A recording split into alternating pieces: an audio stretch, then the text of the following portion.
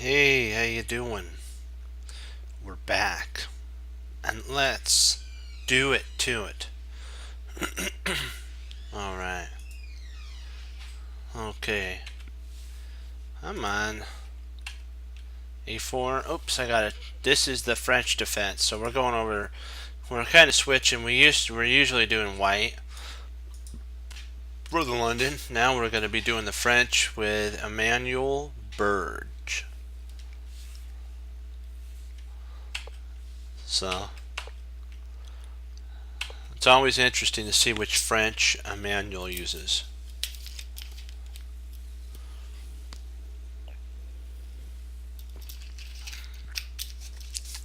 Okay.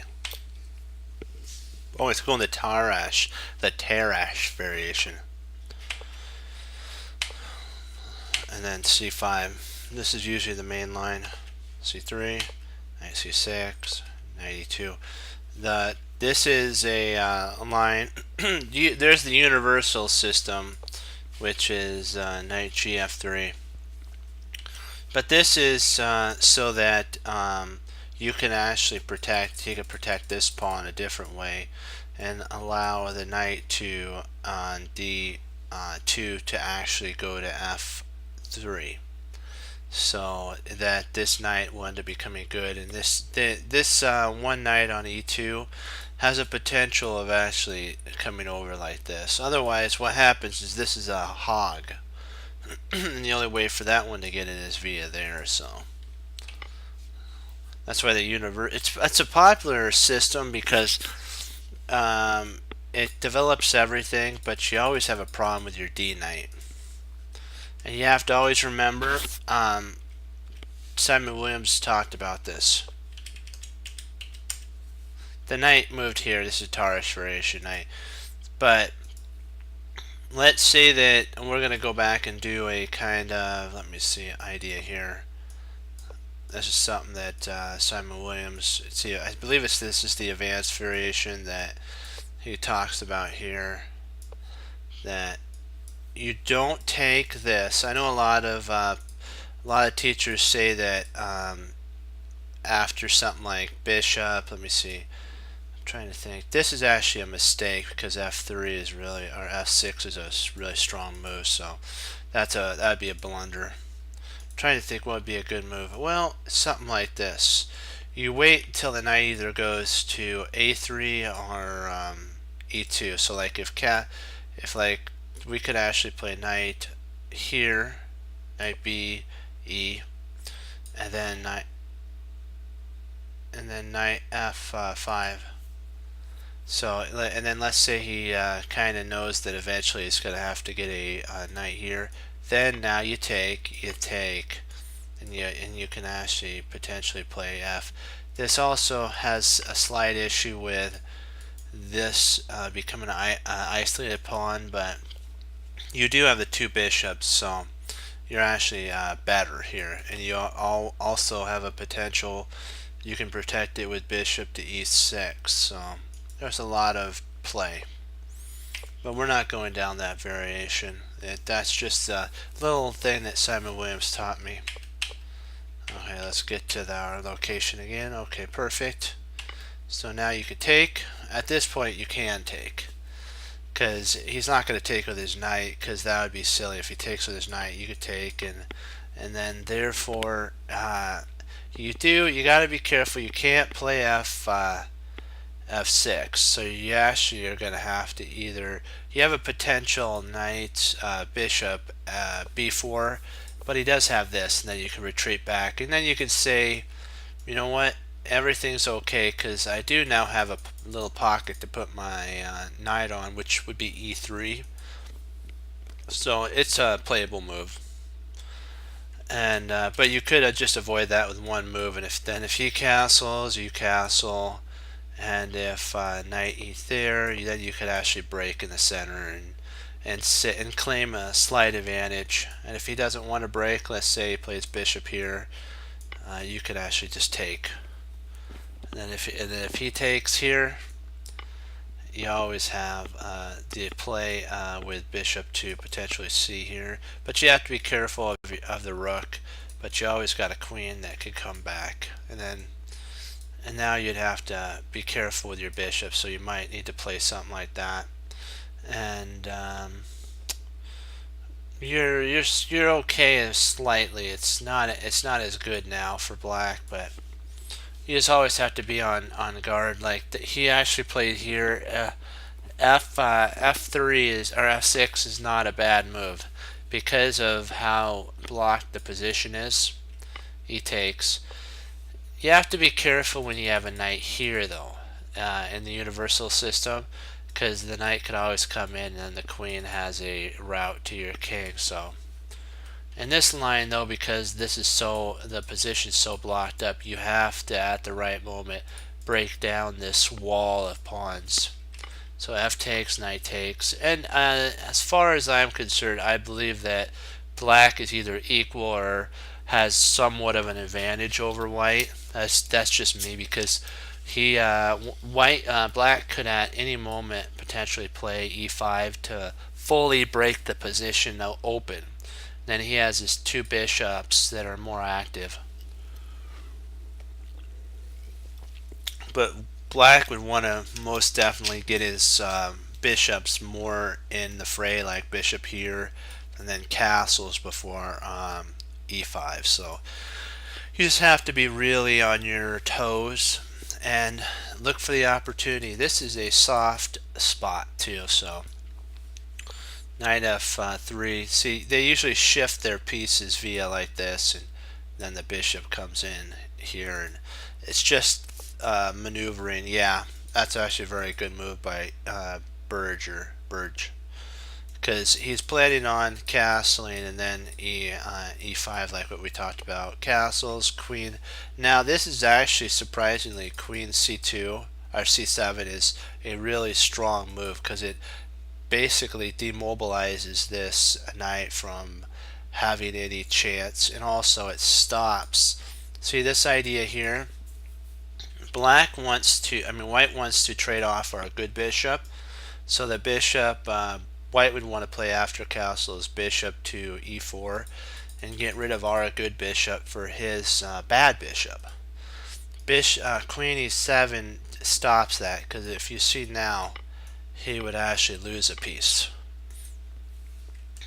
So now he has to kind of switch to more of a tactical understanding, and then Burge just castles. And so now if bishop takes knight, this would actually be horrible for him, for white, because now we have a chance of a sacrifice on f3, and then our pawn could just come crunching in. So he has to go to h4 to kind of do that. But remember, there's an idea when they play like this, always remember to drop your knight to h5, because you want your opponent to, when they come back, you don't want to take with your bishop, you want to take with your knight. And at this point you can claim it at the two bishop advantage. And there's actually a game that was won from this. It was a Simon Williams game. He played like this. There's also some lines where if they don't do that, you also have a potential sacrifice. Like if they play some sort of like queen here, you have a potential sacrifice here with a move like this. And then you always got to be on your toes. You have to play h6 here, and then if he comes there, actually he's going to check. I'm sorry, apologize about that. He checks, king moves, and then he comes back. Then at this point you could play here, and if he plays that there, you can actually pick up the bishop pair, because that's check. And if the bishop tries to come back, you're actually now have bishop f7 with an attack here and an infiltration point there, and potentially the knight could come in. So it's a lot of theory that you have to kind of know in some of those lines. But the reason knight h5 is actually played is so that you can grab the bishop pair if the bishop ever retreats. Instead of here, if the bishop comes back, you just grab it. Queen c7, c2 though. He's going down that line that we just talked about. And of course we have to go h6, bishop check, king h8, g6, sacrifice, bishop takes. Because what happens if they decline the sacrifice, and I forgot exactly how he said that they do it, but there's a way that you can actually potentially get your bishop out, but sometimes they actually have to accept this sacrifice here. You take, and then they take there, and oops, wait a second. Sorry, you take there, you come back, and in some lines, I'm thinking that that's why they. Oh yeah, this is the line that we were just talking about. Gee, this is actually a line. Hey Frank, this is the line we were talking about, and then here, and then basically you go down a slight maneuver here, and when the king moves, you have knight f4 with a potential attack there, and if that happens, you can actually come back with your queen and then kind of have some attack, and it's breaking up the center. You gotta know the lines of the sacrifices though. Like Berger didn't want to go down that. You can actually do it a different way too. He wants to play bishop, and so bishop d2. This actually, if he trades, helps black, because black's more developed now, and black has the position of an attack. So he actually plays there, and rook comes up to f6, queen goes to g6, bishop goes g6, queen, bishop takes, pawn takes, and rook af. Now we're taking scope on a potential. If this bishop or if this rook ever goes, we got some attack. Knight f4, rook takes. There's a sack. So at this point, this sack's losing for black. We now have the potential attack of e4 or e5. Sorry, takes. Knight comes in, and then you have some sort of power attack on f3. And it's just going to be nothing but pain for white. White has nothing to show for their advantage. Their rooks really don't have any scope. See, rooks need open files. Yes, there's an open file here, but it's clogged up by a knight, and really there's no way you're going to unclog it. So in theory, they're down 2 rooks, white is. And black still has a bishop and a rook. So in theory, it's surprisingly black's up a rook in positional play.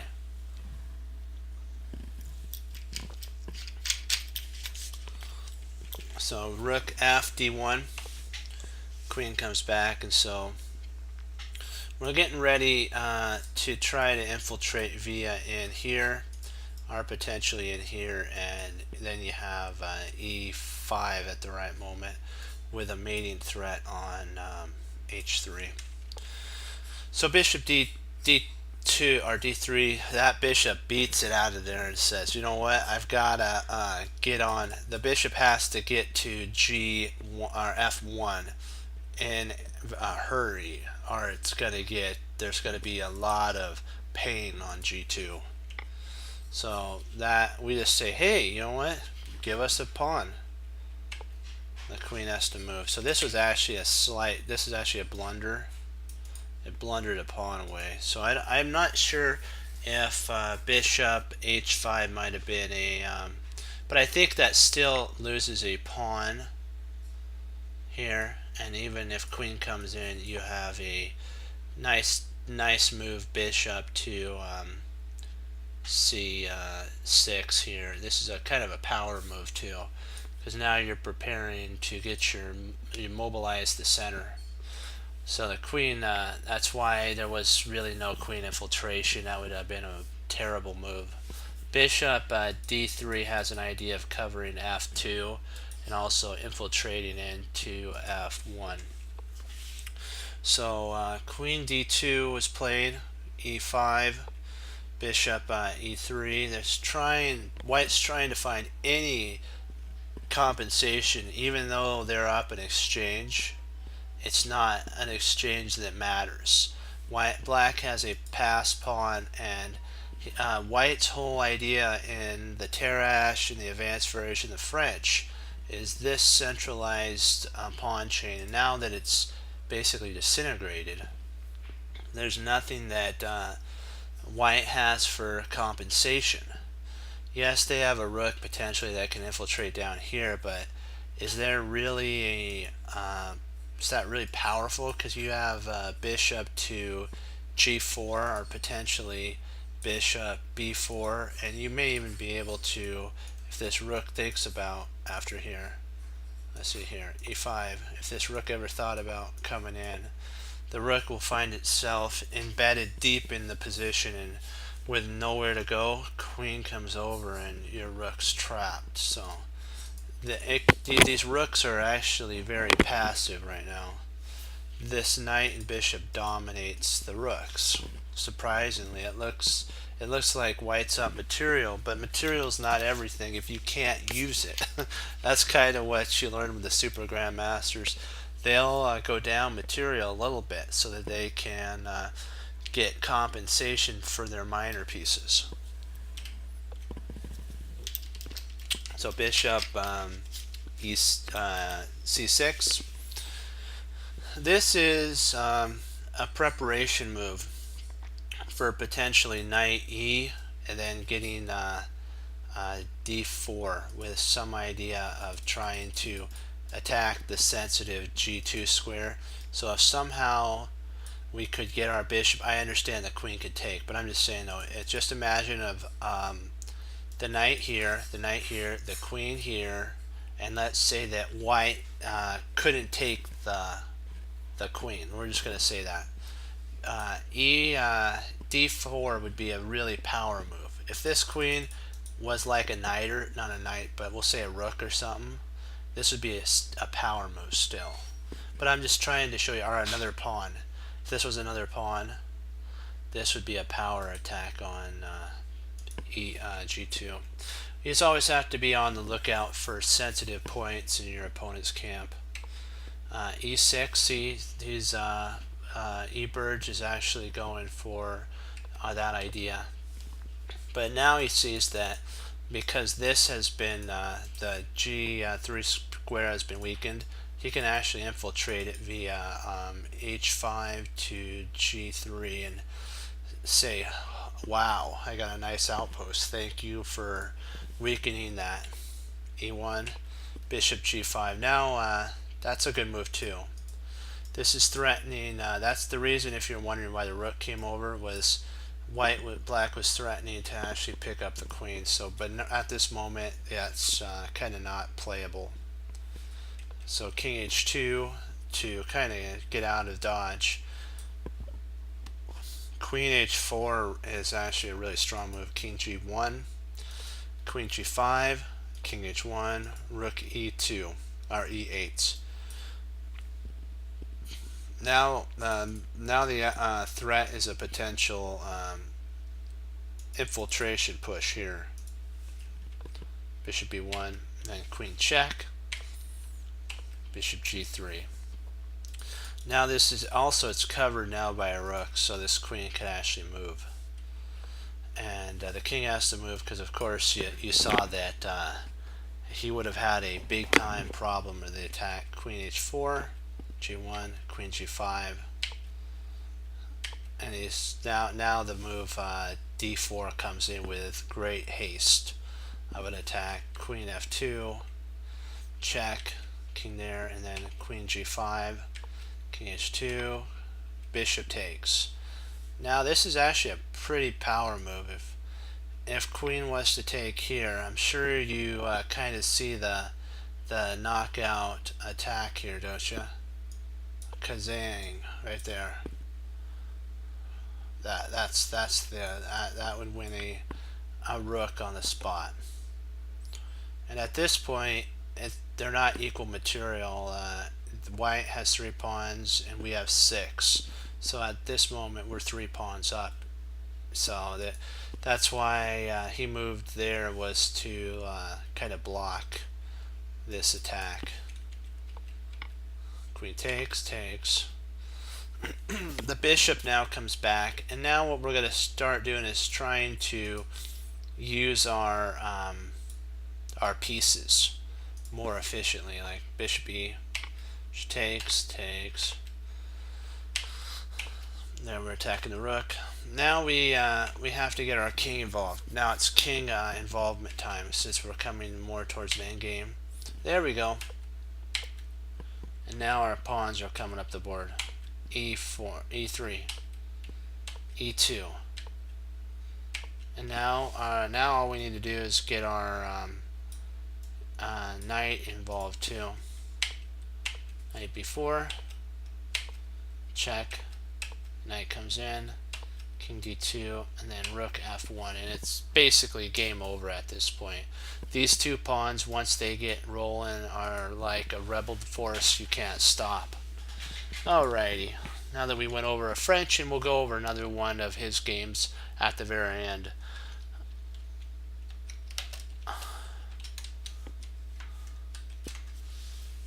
Are we ready?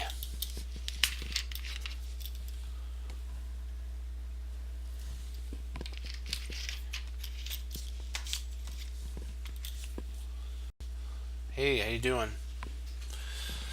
Alright, are we all ready to cross that 2700 level marker today?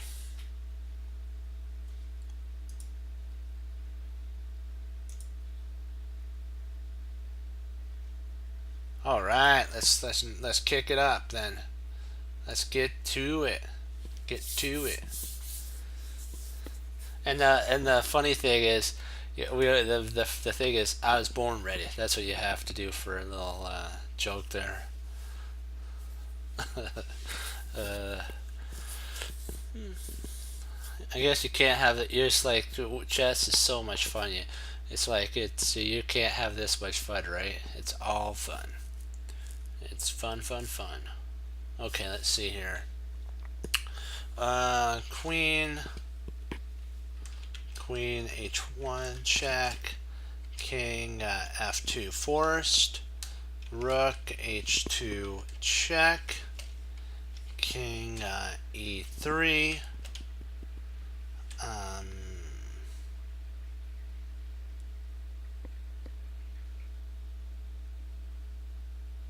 queen g1 check, king d3,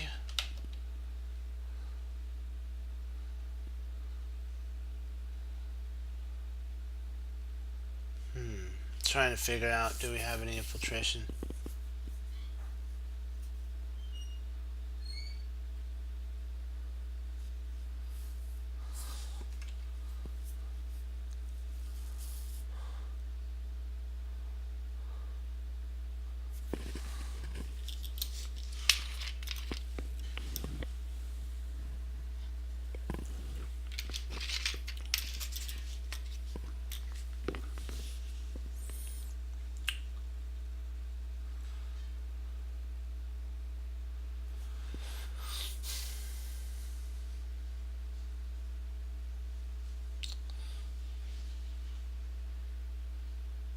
I'm kind of wondering, no, we have to actually play rook 8, queen h1 there.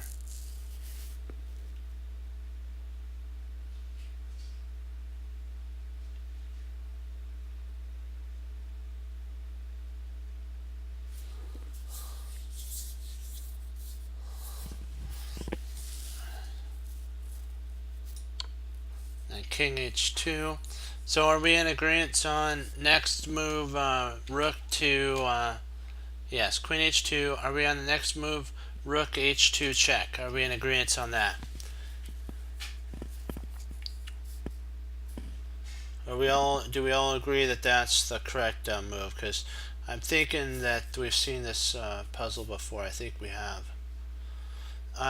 We tried rook f8 last time, and I think that was what didn't make it. We have to also consider, do we have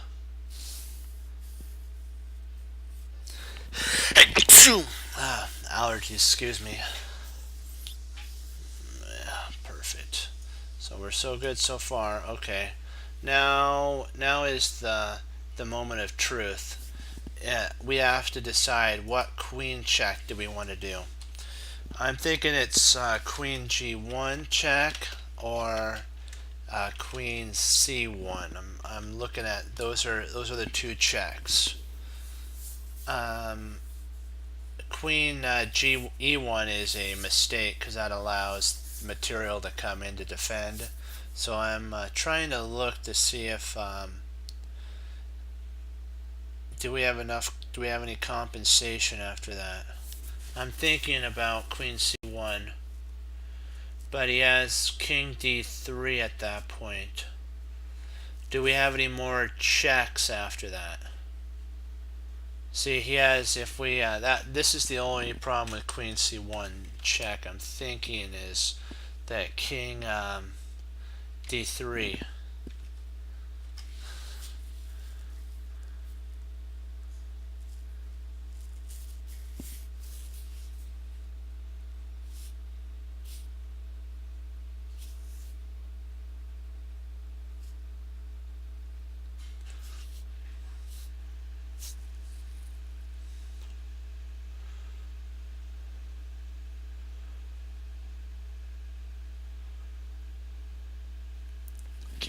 Queen d2.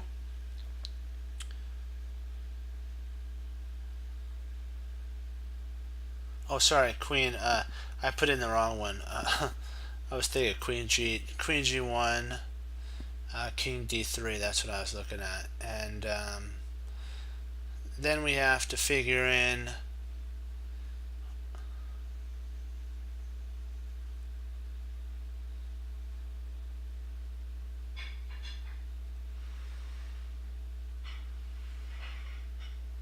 Oh, okay. Yeah, let's do it.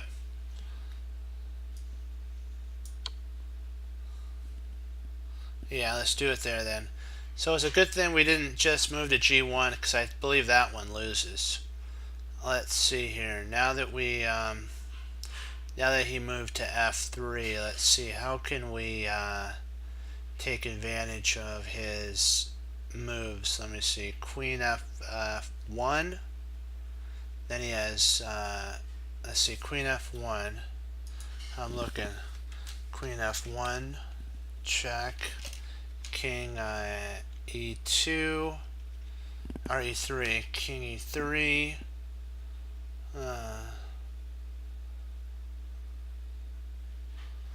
king e3. How do we handle it after that?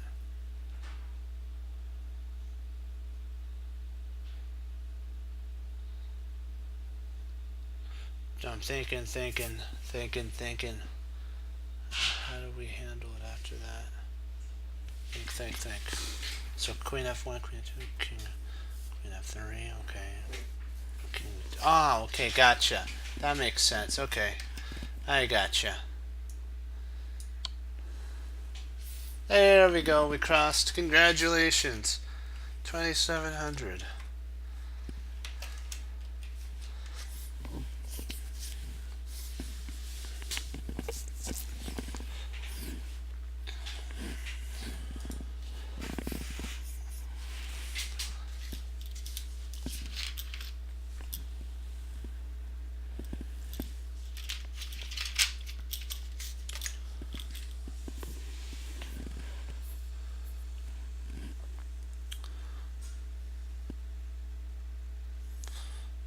Okie dokie.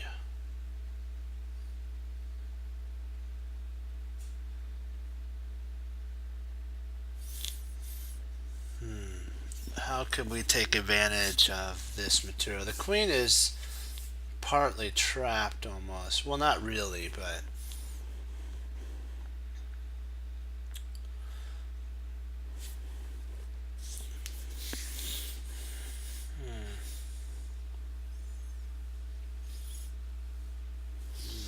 looking.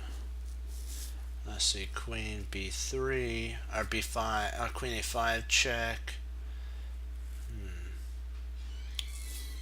Let's see, what do we have for an attack? Queen a5 check. We have queen b4 check. or queen b4 check.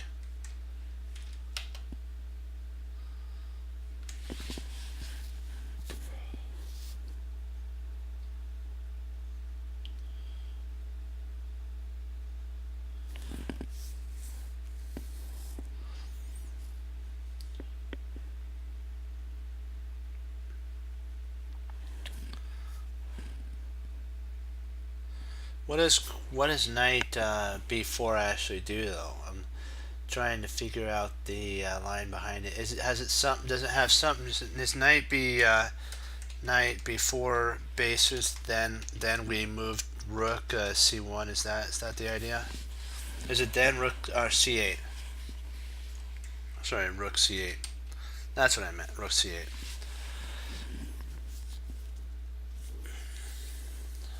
But does he have anything? We have to think. Does he have any counter moves to that? I think he may be able to see. We have to catch him before he castles. He may be able to castle. He might castle in that line.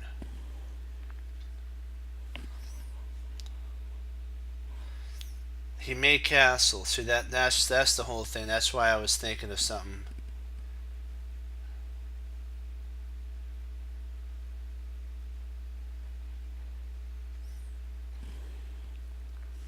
Oh, interesting. Okay, so yeah, I see what you're saying now. I do. So it actually traps the queen. So okay, knight d4. Okay, or b4. Oh, a3. A6 is covered. Oh, a3. If see if we're doing knight b5, right? Knight b or knight b4. Ooh, a3 does cause a panic to our position, doesn't it? How do we handle that?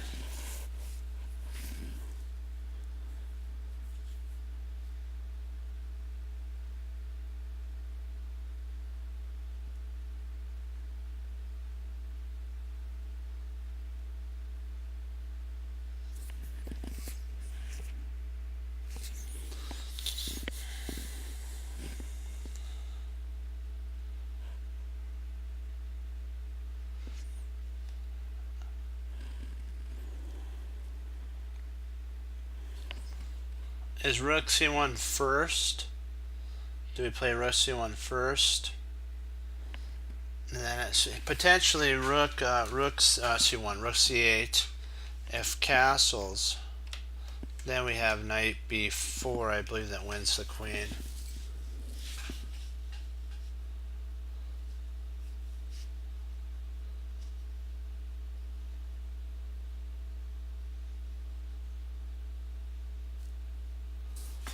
So actually, rook c8 might actually be a playable idea.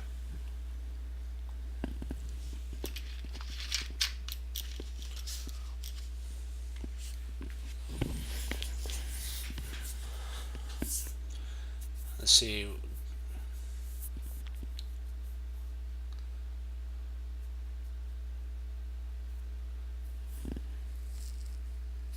Thinking here.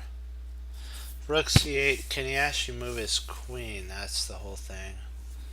Would queen e3 be a playable idea?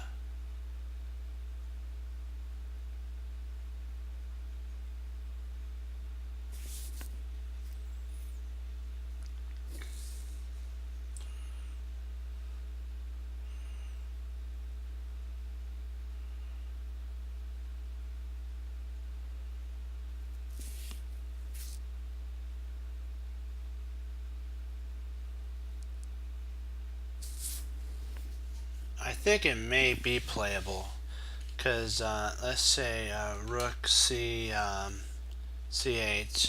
queen d3. We have knight b4, knight b4. If queen d1, we do have knight c2 check, and then we pick up a rook. So we do have something like that. So it might be playable.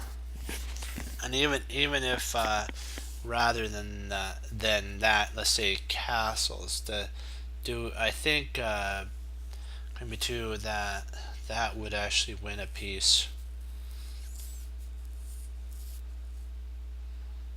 So I think that may be the line I'm trying to think.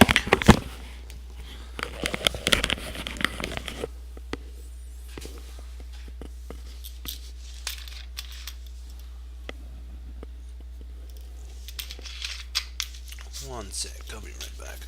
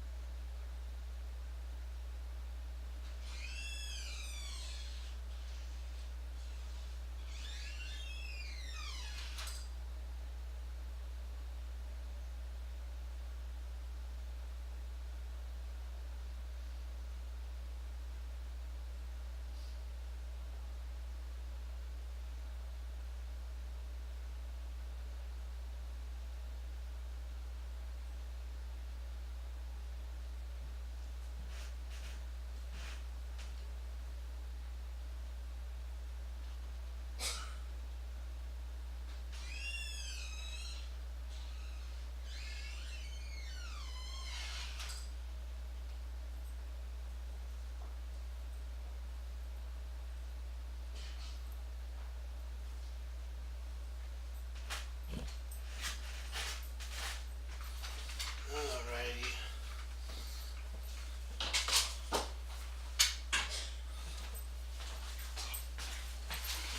Let's do it to it.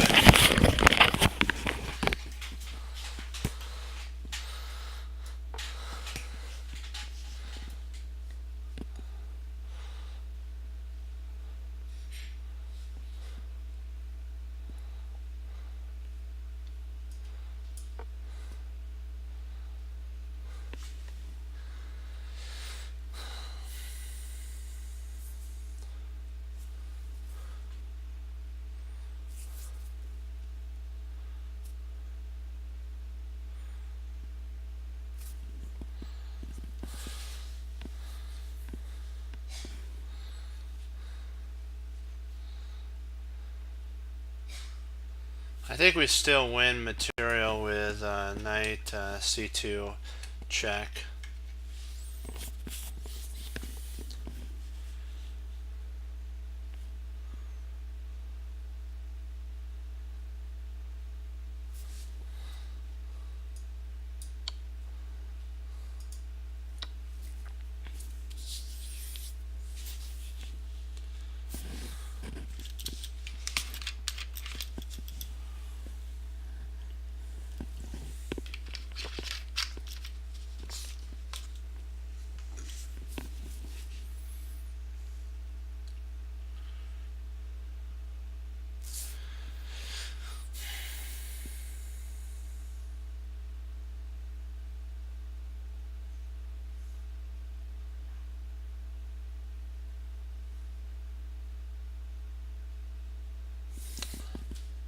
Yep, that's it.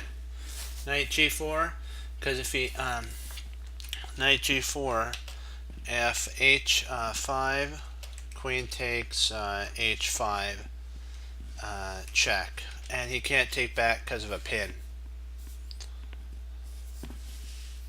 Let's see here. I just want to make sure. Knight g4.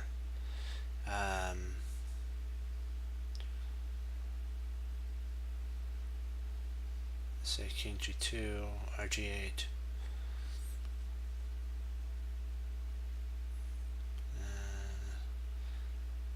King g, queen takes h2, king. Okay, let me try this. Knight g4, king g8, queen takes h6, and I don't think there's a way to mate after that.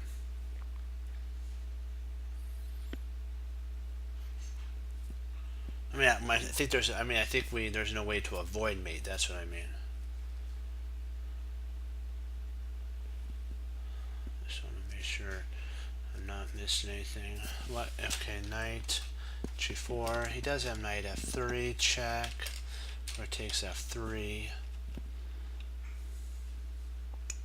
If g5, then we have actually g5 can't be played. So I think we are still okay even after that. Okay, let's go with it. I don't really see anything. Oh, snapola. No? What am I missing?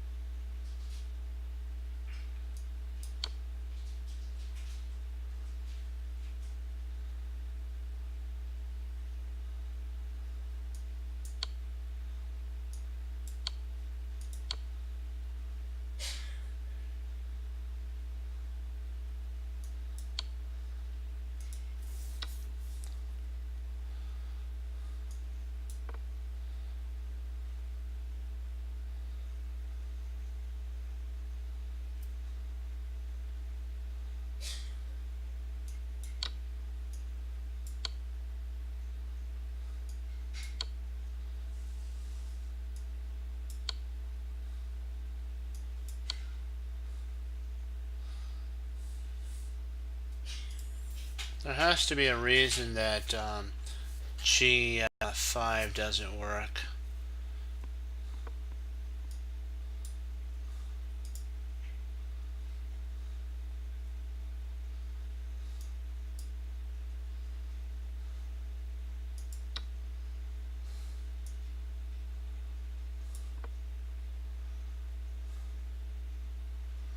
Okay.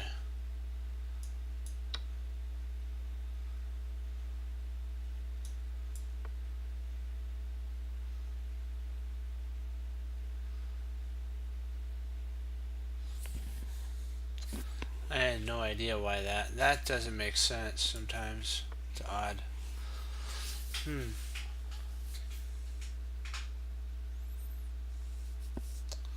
Let's see.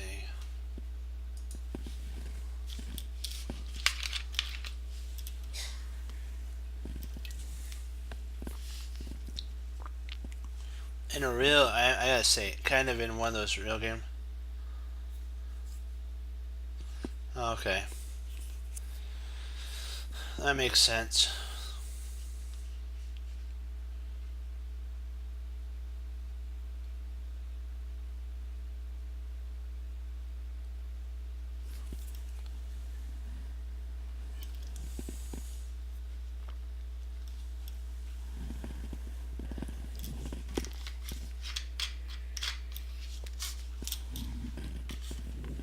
Are we missing anything though? I've kind of thought about that. See, bishop takes f4.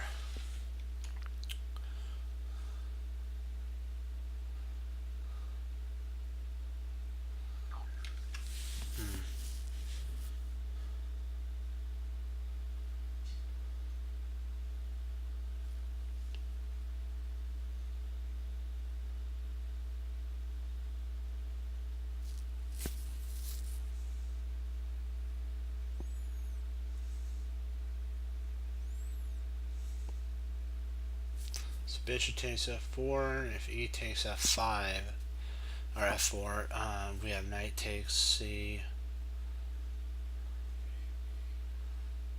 Knight takes c5. Well, what if he doesn't take? Let's see what potentially could be another move.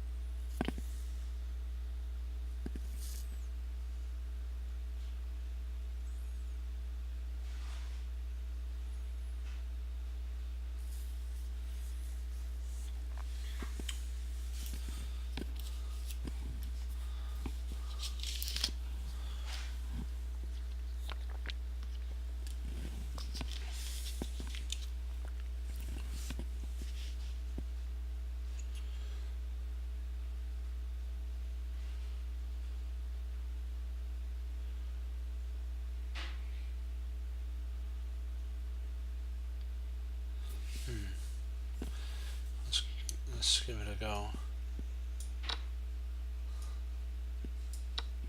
Oh.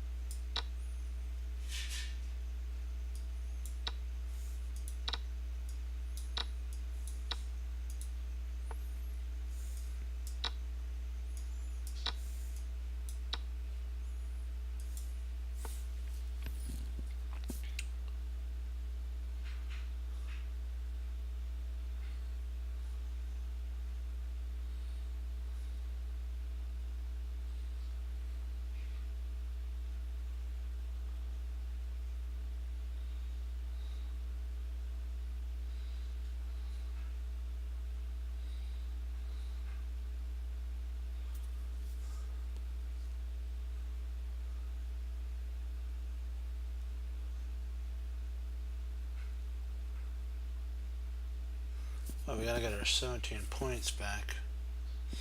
Not good. We gotta do this. Let's see here.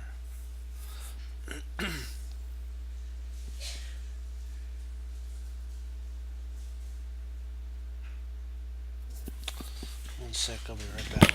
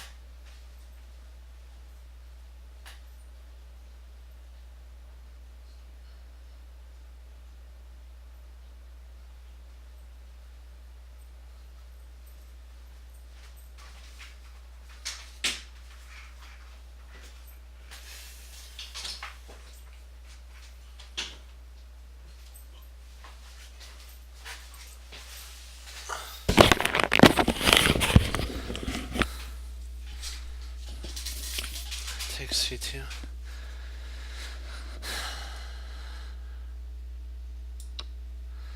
Okay, now we're on the right track. Now we gotta figure out where do we want to go from here. There's a couple lines. Knight a3 check is a potential one. Then queen takes a3. Queen c2 check. King a1. But I don't see any compensation after we give up the knight. So.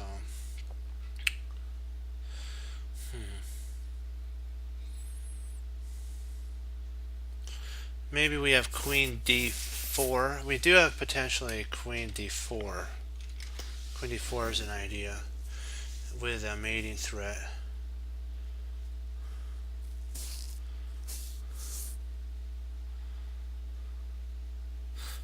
That does check the king. That's right. Oh, it is. That is interesting. Yeah. Now I didn't see that it's actually protected by the queen. That is funny. I can't believe I didn't see that. That is funny. Wow. I didn't see that. Then we take the queen. Okay, so you take the queen. Alright. Alright. Okay. For some reason I didn't see that the knight was protected. That was a good move. But,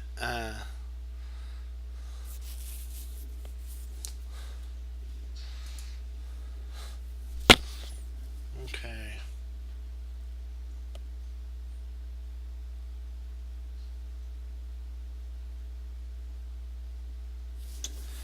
Let's see here. Okay. Bishop e5 is an idea.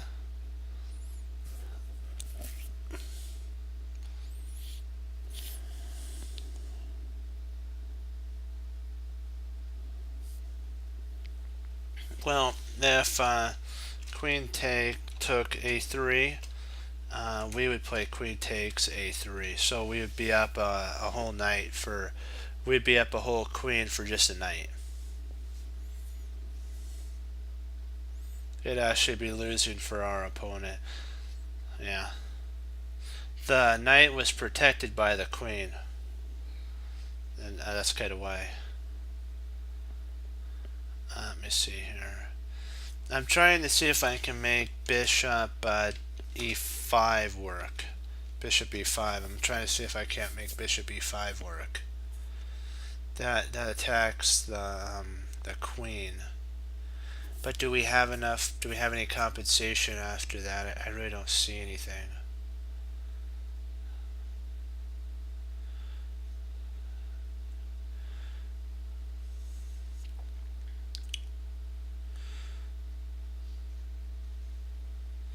Yeah, I know, but what he'll. But see, if we go bishop e5,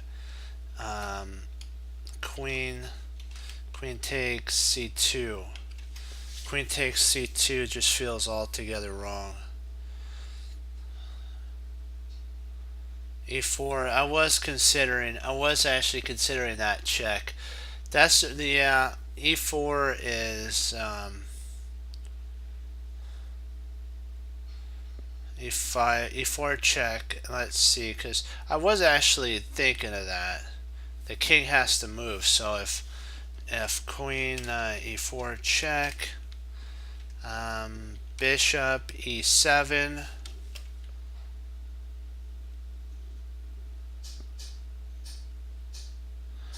Maybe at this point bishop e5 is good, because then the bishop's pinned. But we do now have an attack, and now we can go after b7. Yeah, I'm thinking queen d4. There we go. So now we have to consider, we have to protect our rook first. So the way to protect our rook is actually see, the queen protects the e-pawn, but the bishop actually protects the e-pawn, so we don't really have to worry about that. Queen e5 attacks the queen, so if, and oh wow, it traps the queen. Wow, I didn't realize that. Now the queen's actually trapped. Bishop e5 wins. Oops. Come on. Wins the Q. I didn't realize that. This actually wins the queen.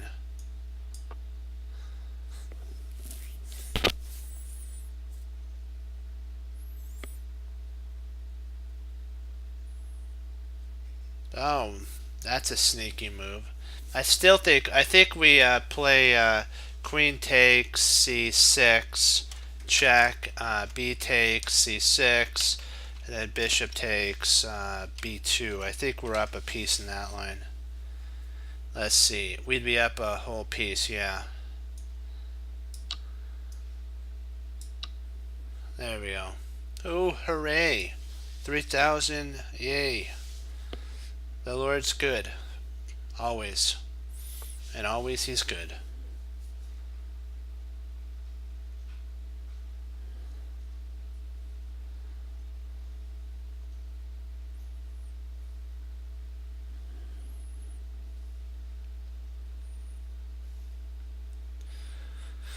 Okay. Boy. Not another one of these knight moves. Now we got to figure out how do we win the queen or mate the king. This is one of those studies. Studies are sometimes a pain in the drain, but they're good though because it teaches you maneuvering of pieces.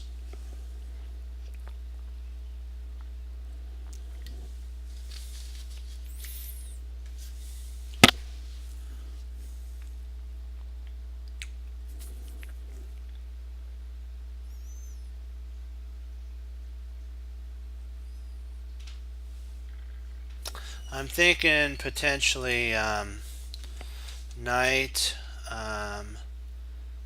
c takes c takes e6, and then we would play g4 mate. Oh, not how did I get b4 in there? That's weird. Hold on, I'll switch that out. It's not b4, it's g4. That was weird. G4.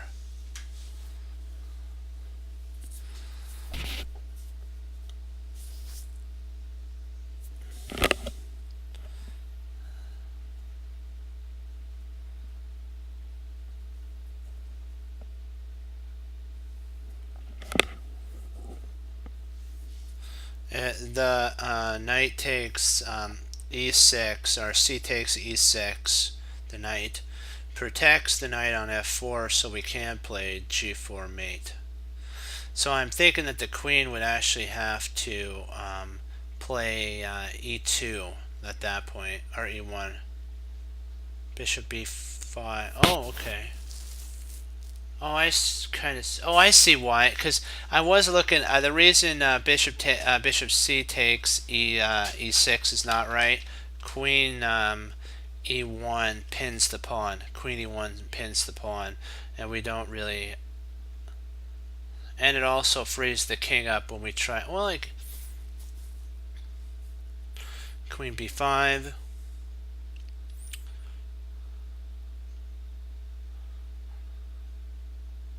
Queen b5. If when the queen moves.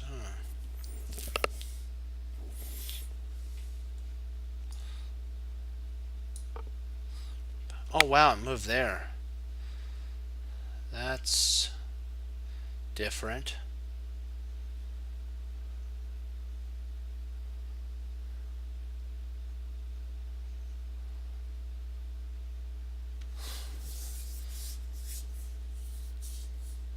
Let's see, what am I missing now?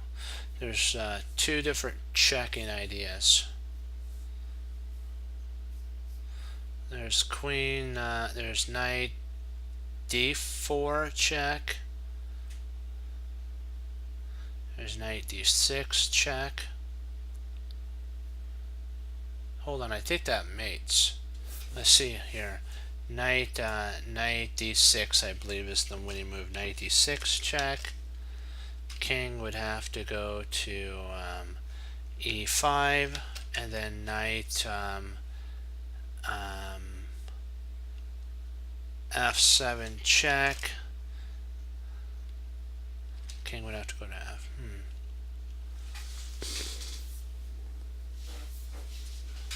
Yeah, I'm with you on this one here. I'm with you on that one. And now after that, I'm looking at king f7.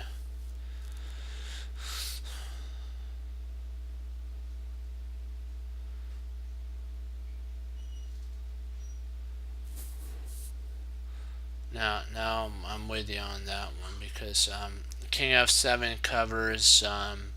It's also a check, and it covers D6. So you'd have to actually go back to F5. And do we have any compensation after that though?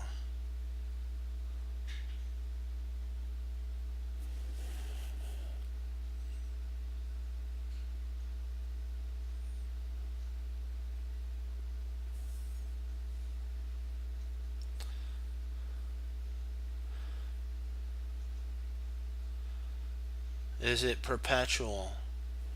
Yeah, is it perpetual? I'm thinking here. I'm looking to see, is there any way that we can tighten up, ouch, tighten up our loose ends here.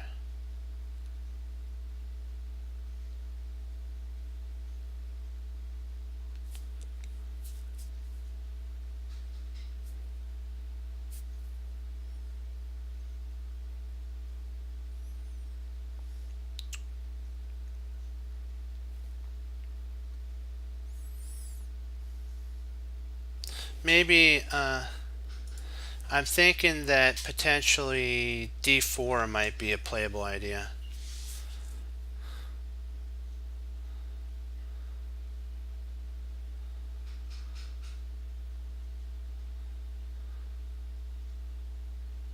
Yeah, we're thinking alike, economy.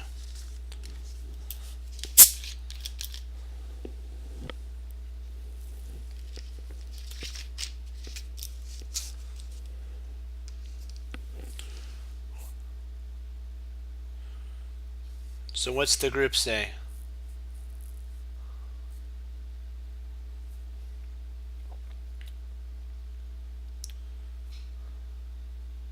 Are we all in agreement on D4?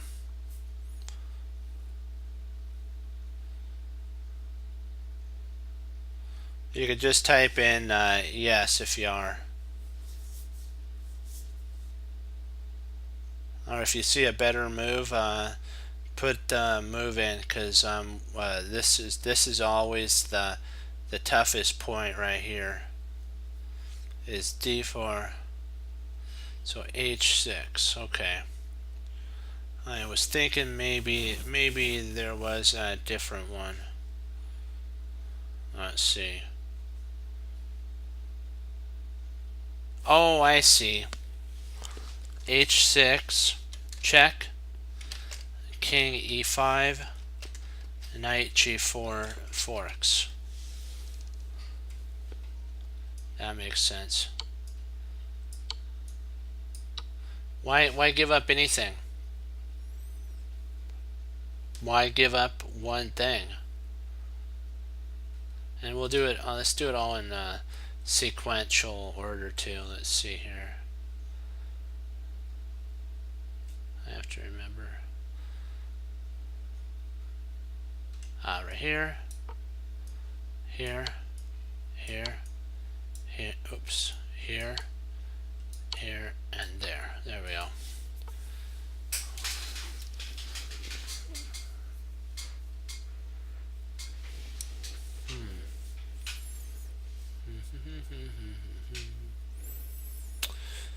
Oh boy, is this a mate type of idea? Bishop G8 doesn't work.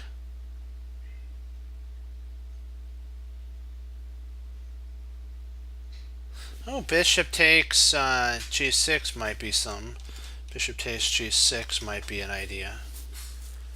If F takes E6, Queen H, H7 is mate. So bishop takes G6, F takes G6, Queen H7 mate. So bishop takes G6, Knight takes G6, Queen H7 mate. So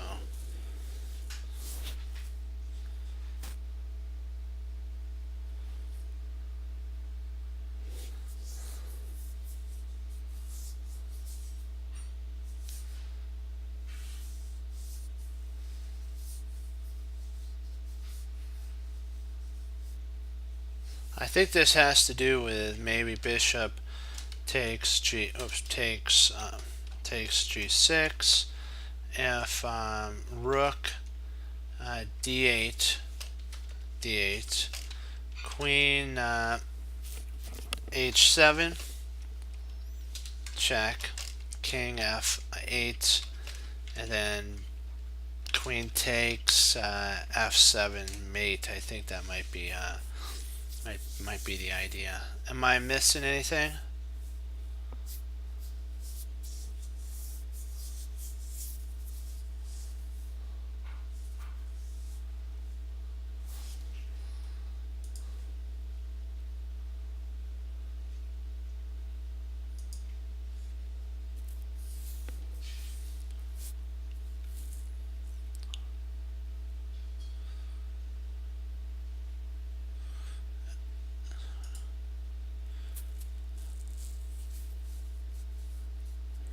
Bishop g8. Oh wow. Let's see. Huh. Okay, that I think we.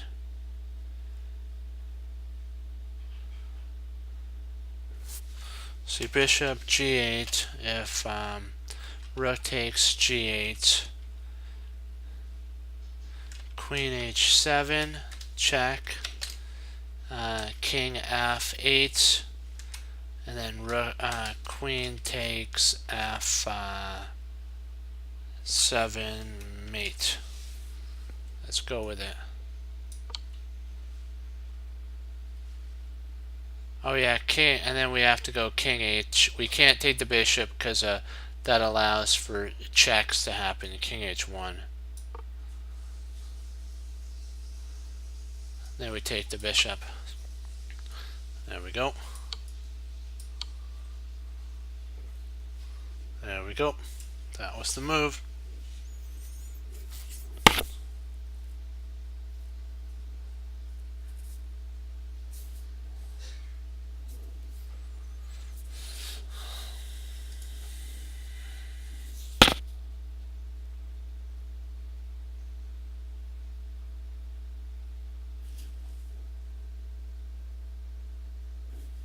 Yeah, it was. For sure, for sure.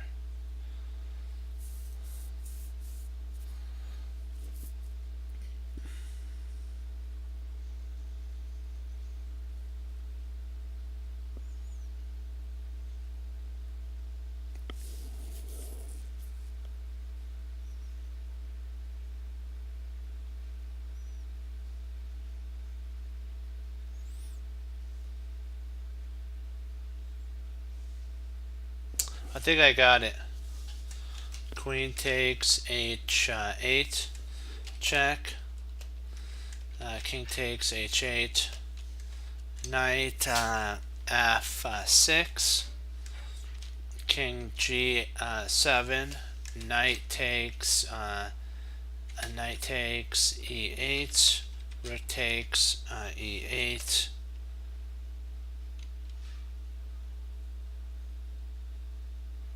Because that's actually knight takes with check. So rook takes e8, and then rook takes d7, and I think we're up in exchange.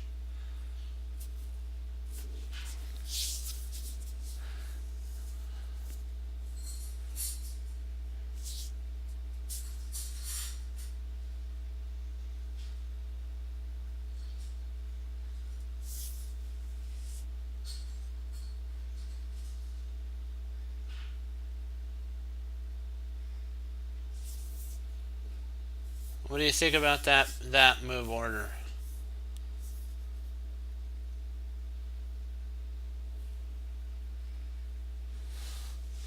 Queen takes g8, check.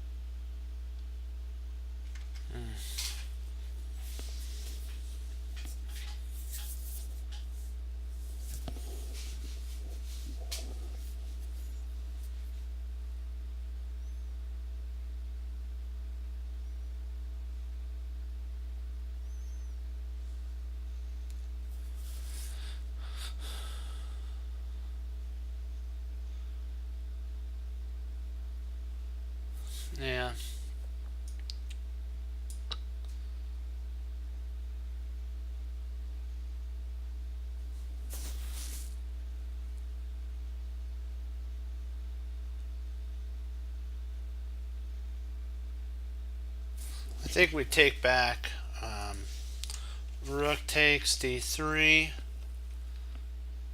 I think rook takes d3 is right.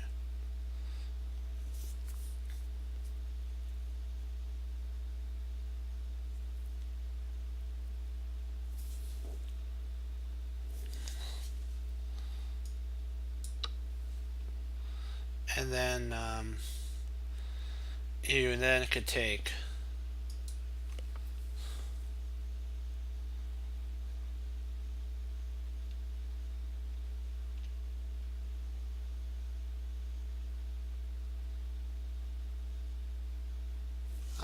this one's I think a cincher.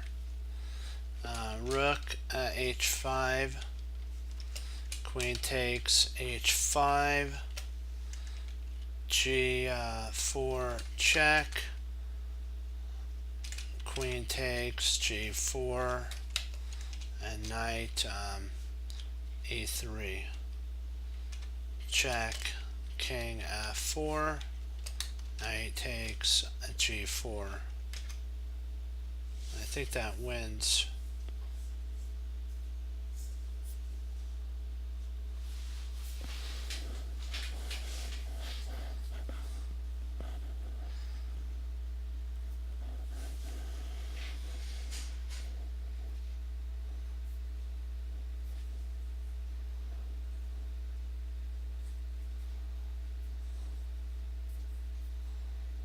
I'll give you all a second to interpose some if you think it's right or not.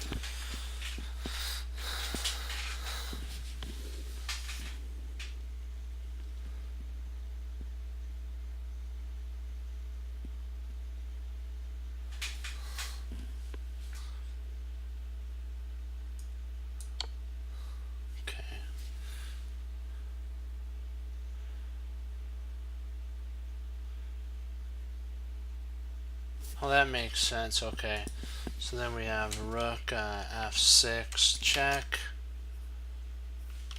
queen takes f6, knight takes f6, king takes f6, King d4.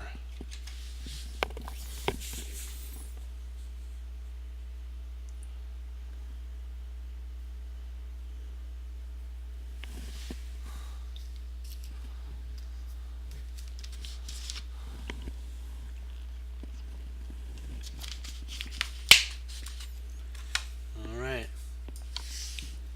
Oh wow.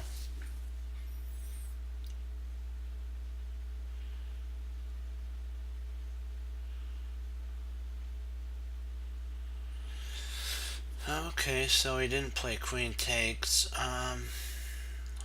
Let's see, d4, check, king e4, rook. Yeah, so d4 was right. And now we have rook f4, which forces the trade of the, it forces it at this point. Yeah, that forces the trade. The other one doesn't work, I just realized that, because we end up going down a pawn here. I'll show you after here. If we come up here, he'll come down queen takes here, takes, king takes, actually sorry, knight here, king over, takes, king takes, and it's actually winning because he can get his pawn rolling and actually get like this up the board. So miscalculation on my part there, but hey, it worked out, so it was a blessing.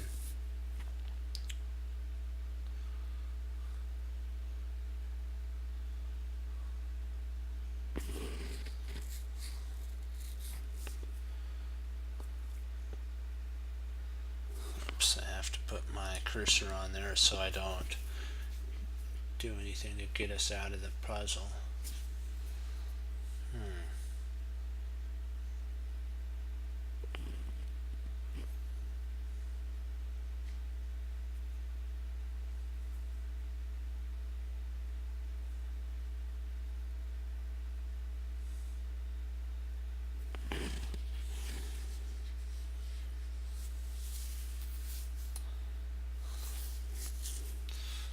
Thinking here. We have a discover check, so what do we want to do with our discover check?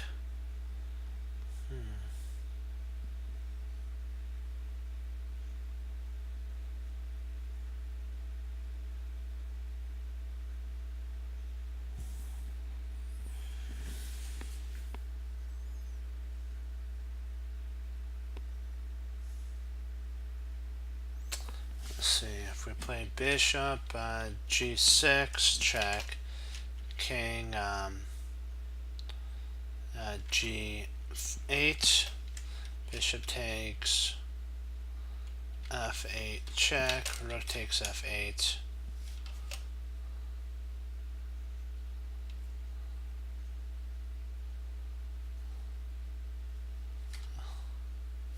Not bishop takes f8, bishop takes f7, sorry. Rook takes f7, knight takes f7, king takes f7. I don't think we have anything there. d8, we have bishop takes d8 at that point.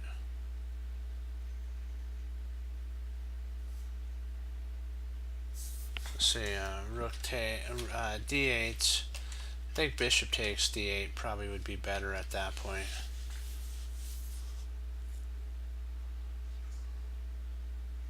Rook d8.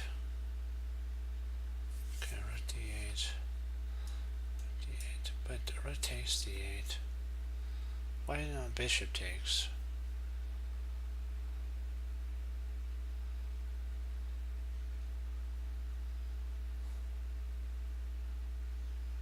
Okay, I get it.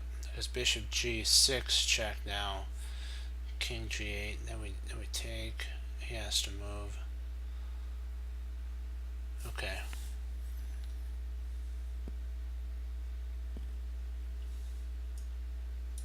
Oh, the ravioli. Ah, can't believe I missed that. Wow. That was in your face.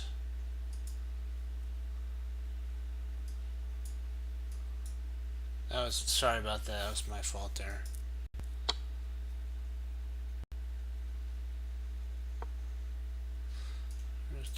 I want to check something out. Routine, if bishop takes, what do we play here? Oh.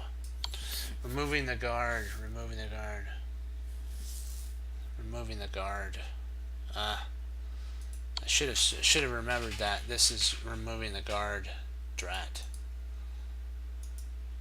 I should have seen that. That's like right in your face. Snap. I gotta be on the lookout for those simple but subtle patterns.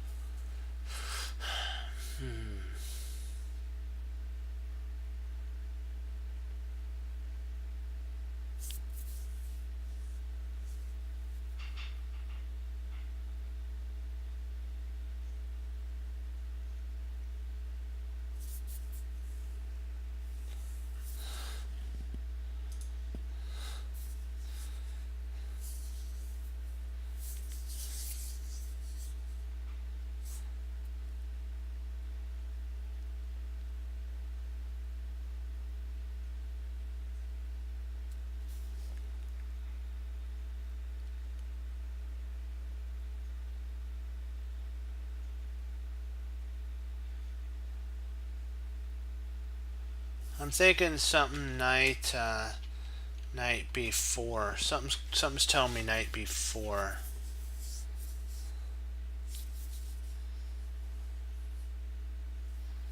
Knight b4 would cause a lot of chaos there, because we're threatening to play knight b4, then we go knight d3 check. So oh, ouch.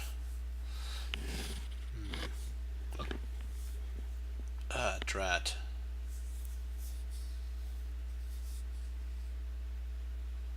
We don't just do we play, don't tell me it's queen takes g5. It's that simple.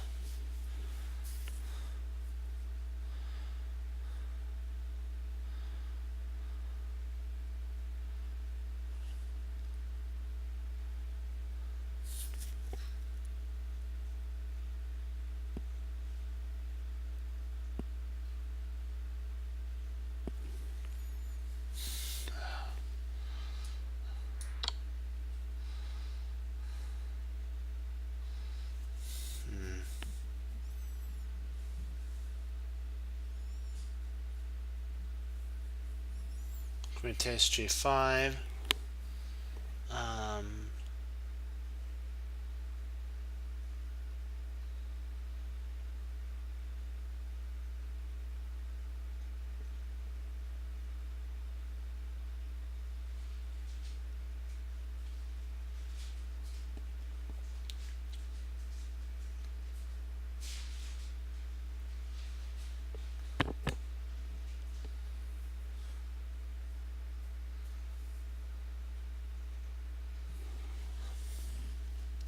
Trying to think which mate, which move. Where bishop c6 is a bad move. c6, queen takes b7.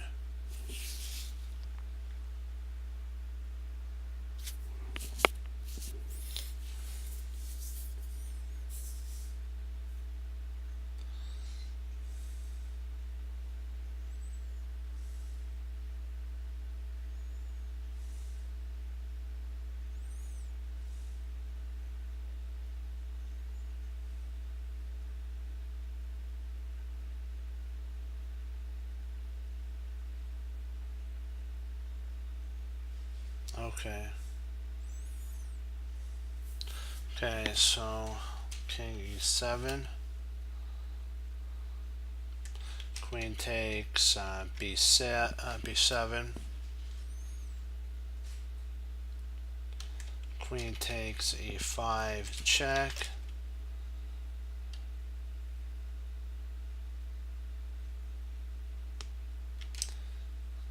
King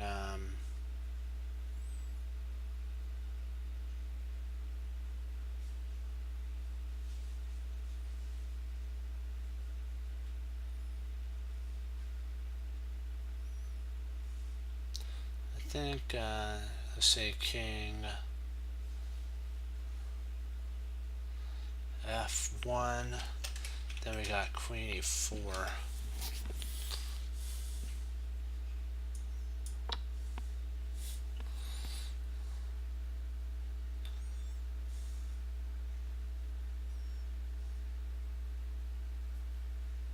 And then we have a knight check after that. I believe this is right. Oh, what? Mamma mia, what?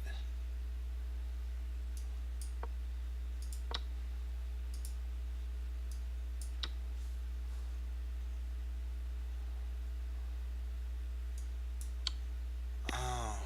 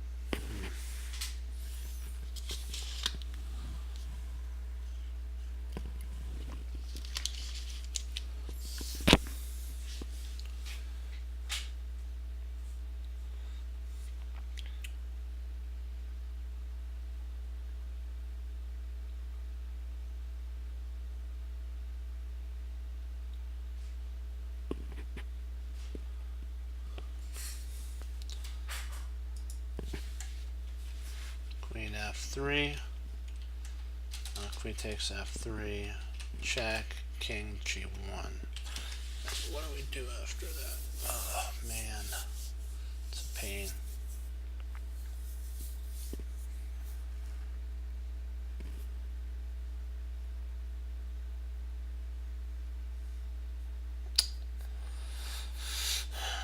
We're down material, so it may be a perpetual.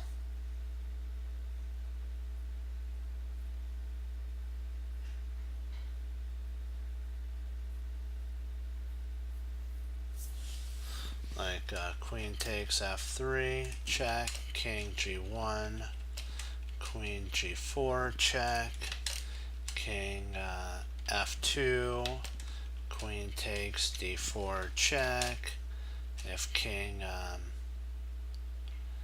g3, rook e3, check, and then now we're threatening to mate. So what's the crew say to that? What's the Chess Cruncher team say? That's right. Sorry about that. For some reason I couldn't think of the word team.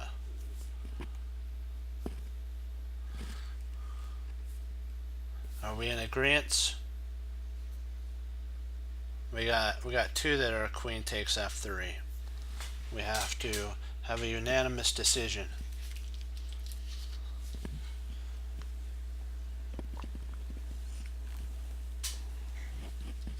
There we go. We're all together in a yay. 100%. Okay.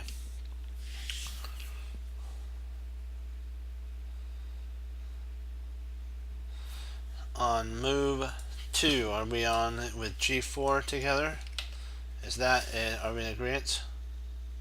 Go Team Chess Cruncher. Okay. Well, I don't think that works because queen probably could intercept at that point. Let me see here.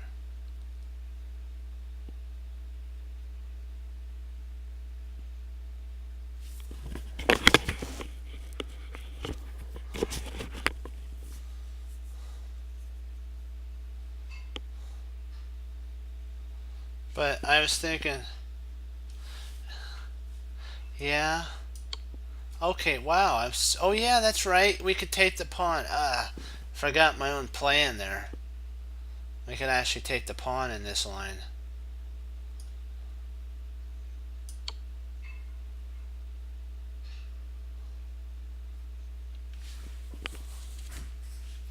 I think we can.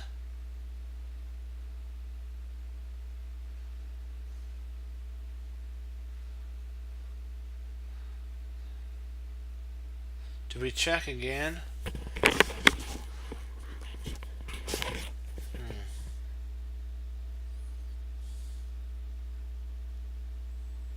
I'm still thinking about this one. I think I'm looking at Queen G4 again. King F1. Knight. Queen takes A4. Or is it Queen takes D3? I'm not sure.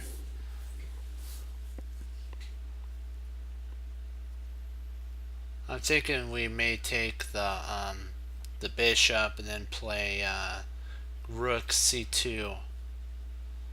Yeah, I'm thinking. Yeah, I'm thinking that that's a good move because then we can actually play there. Let's see what our time is. How we're doing. Okay, we got room for. Actually, let's see. I'm thinking about doing one more and then I'll do the last eBurge game because it's a little longer of a game. So I'll do one more puzzle and then we'll do it. And we'll do it as a team. Team Chess Cruncher. Okay.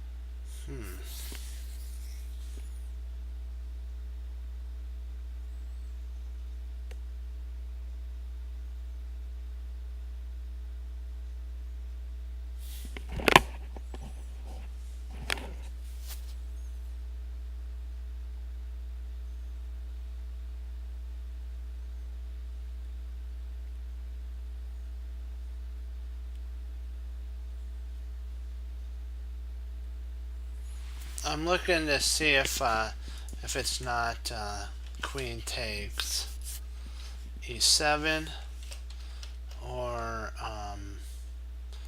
H takes G5. I'm considering both of those.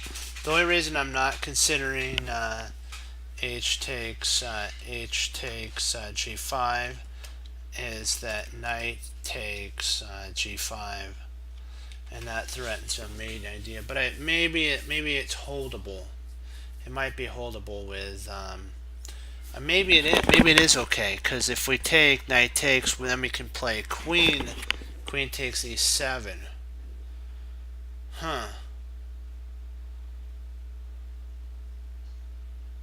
Yeah. No, I think it might be H takes G5.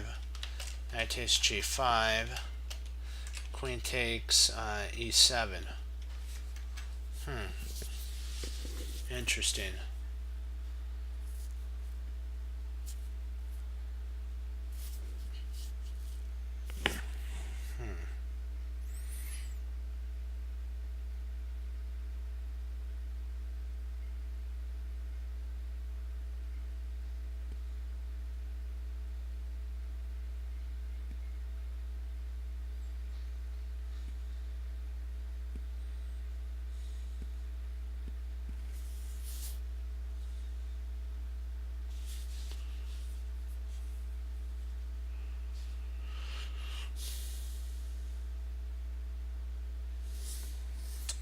Yeah. And then I think queen is. Are we all in agreement on queen takes e7 at this point? I believe that's the line.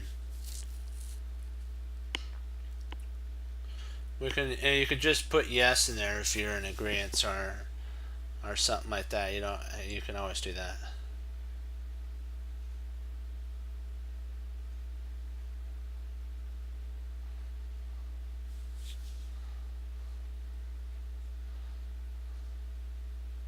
Okay. So we got one yeah. Do we have? Are we unanimous on the yes, or is it a? Or do you see something else that we're missing?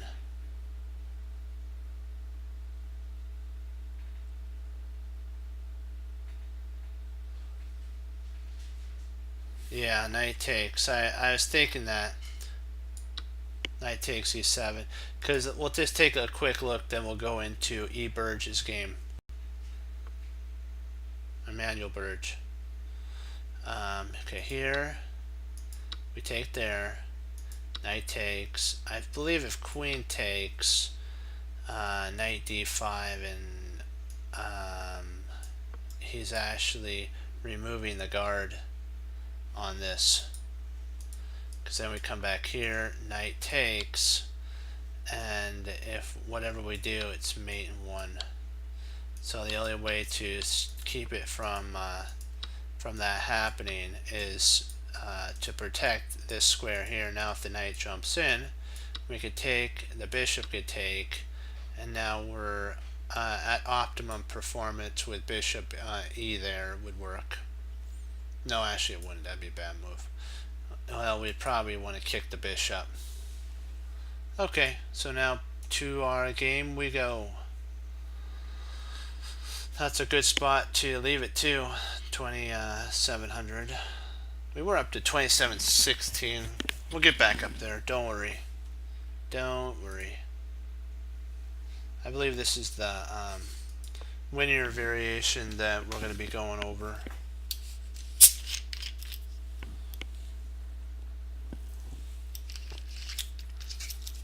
Linear line's really interesting. E64.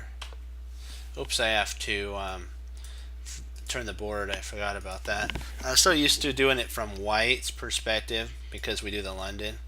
I forget to flip the board when we're doing the French.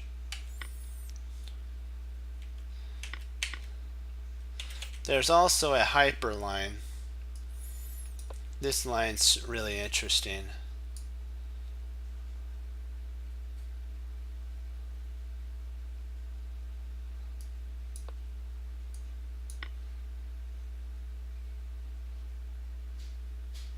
It's a blitz line.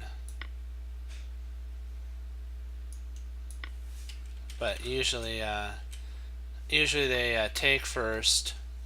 They could play that line. Or they can play something like this. Actually, I think we, hold on, let me see. I don't think they played at 100%. Usually they play here. That's the reason it looked kind of funny.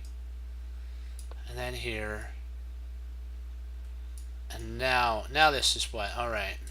I knew it looked kind of funny.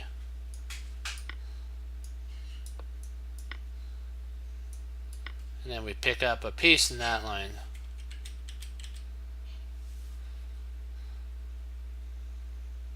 So here, that's usually why. That's why they usually play a3 here, and then you take, and you can at the right moment take here, or just develop your knight to e7, which is the main line. Knight c6. Let's see how we're doing on our time. I want to make sure. Perfect. Got 20 to do it in. A3. We take. B takes C. And knight C there. White. This is actually a really wonderful winner for black.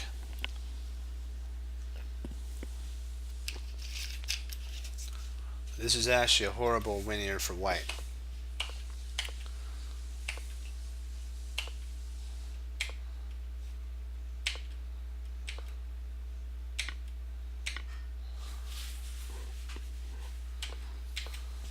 castles.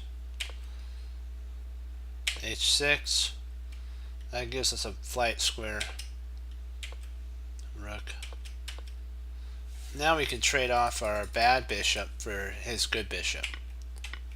And we're so satisfied in this perspective. This is great.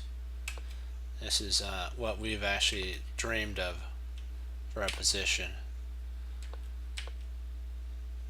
Let's get everything solidified. We have a really good, look how horrendous our opponent's one is. That's weak, that's weak. So b6, no, b3, sorry, b3, d4, knight there, or takes, and now we're looking for the idea of trying to get a pin along there. Rook e1, rook b8. Now we got the pin. Knight comes in.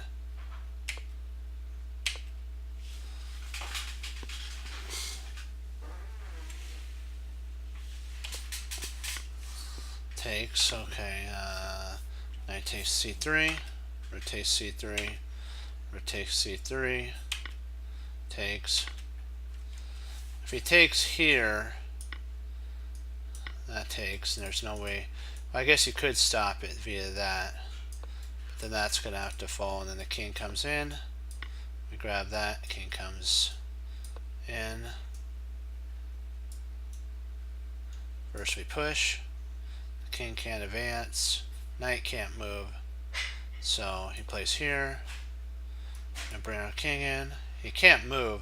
This one pawn paralyzes everything. He potentially, I guess, could go there if he wanted to move. Then we just bring the king in. He takes. Then we lock it down. And the king comes up.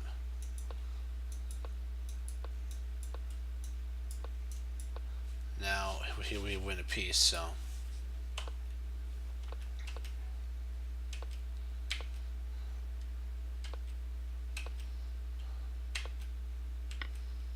Now we want a pawn, so we're up a pawn now. Check.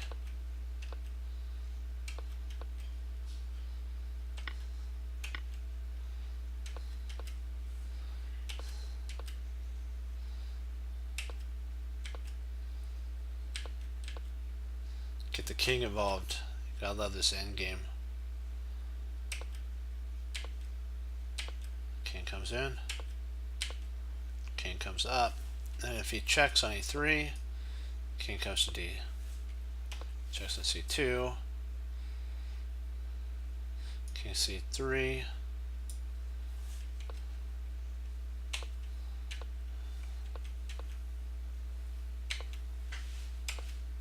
King a4. Now we're coming up to gobble these pawns.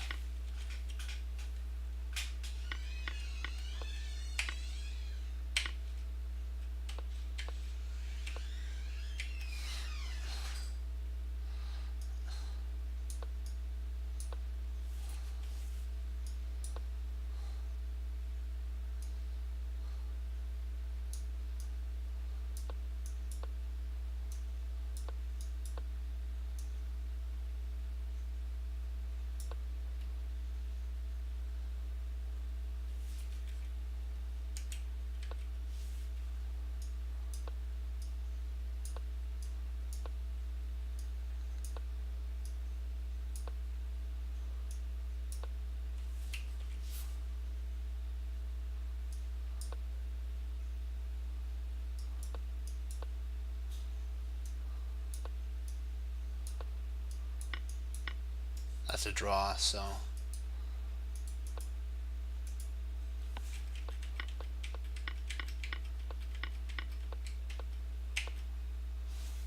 I just want to see what White's best move is here. I want to work it out to the very end. So check.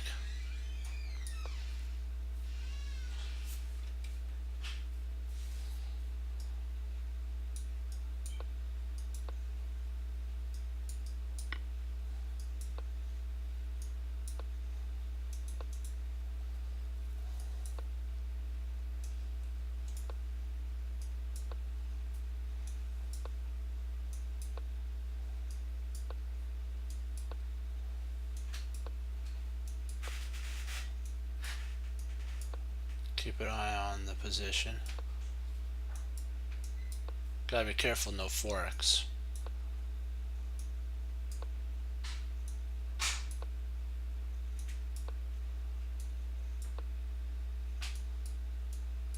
You actually have to work your opponent back.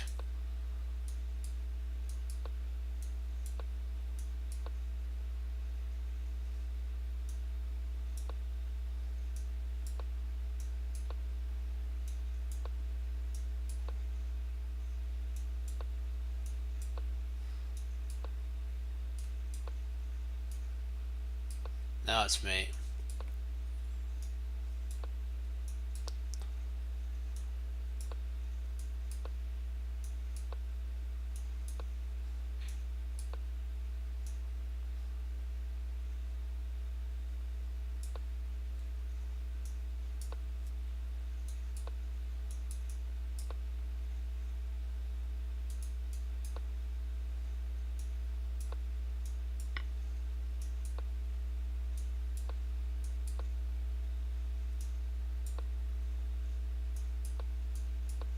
There's your mate. We worked it out to mate.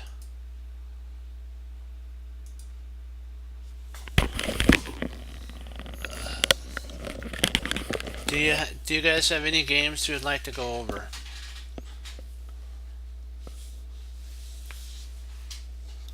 Any games you'd like to go over?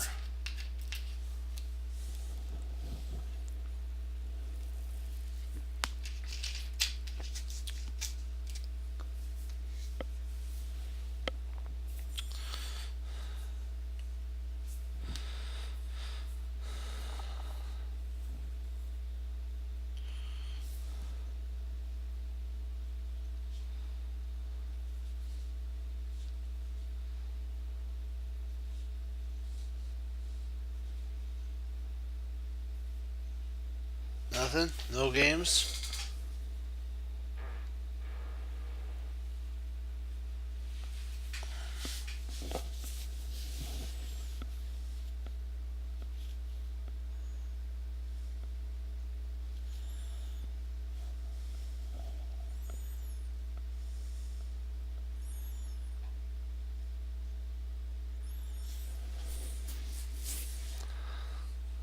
You sure there are no games?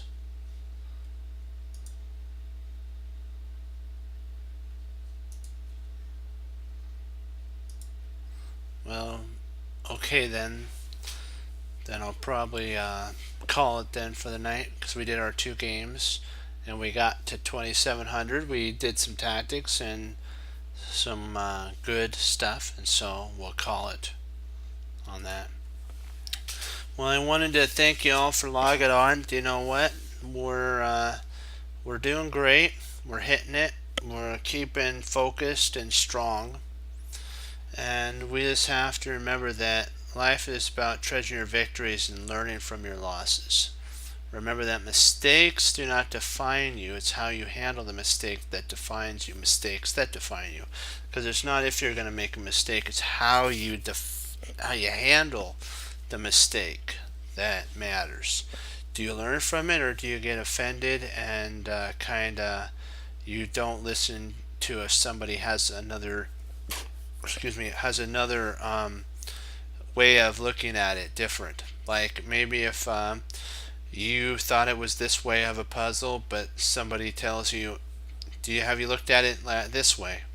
Or if you have a game and somebody says, did you think about this move? Do you feel offended if they propose that to you? If you do, then you're losing out on, as long as it's not criticism.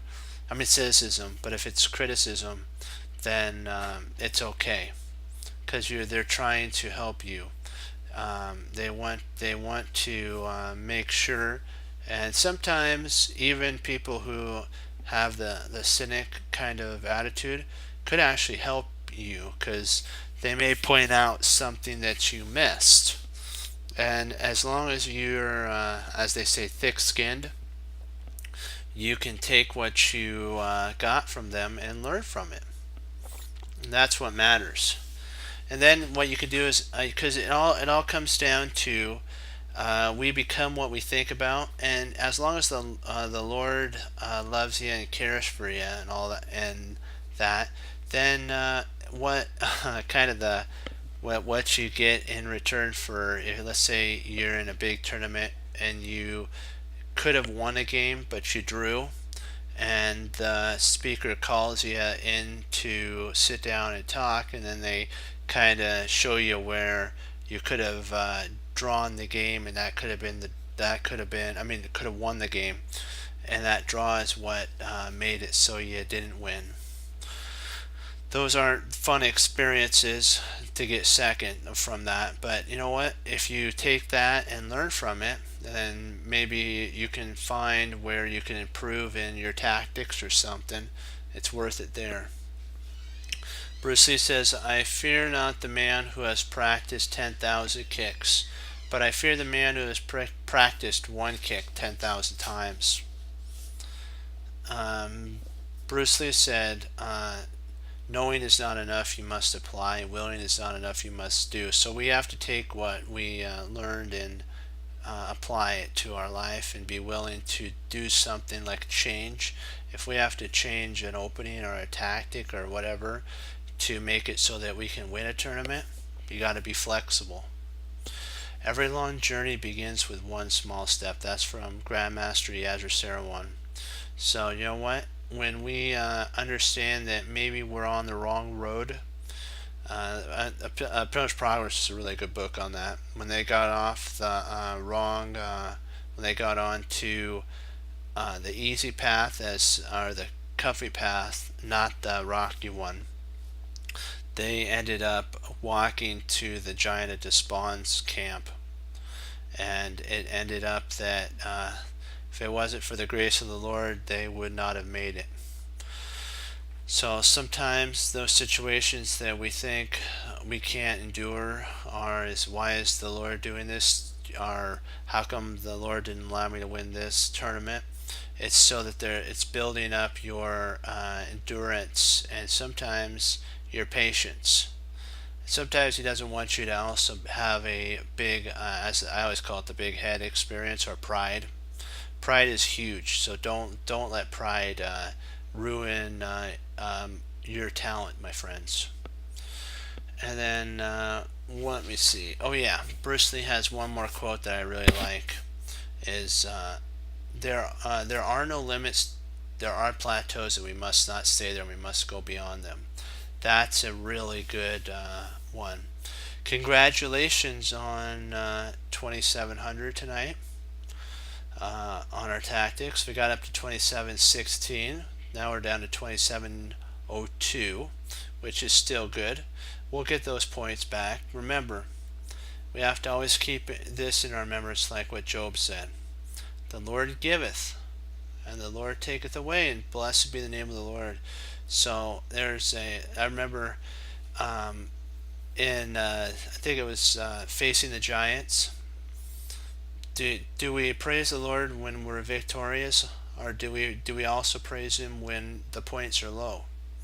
See, we should praise Him both ways, because you know what? When they're low, there's a reason for that. Sometimes it teaches us we need to slow down. Sometimes we need to be more focused. Sometimes it's that maybe we're tired and we shouldn't be doing puzzles at that time, and stop and not push for pride or ego.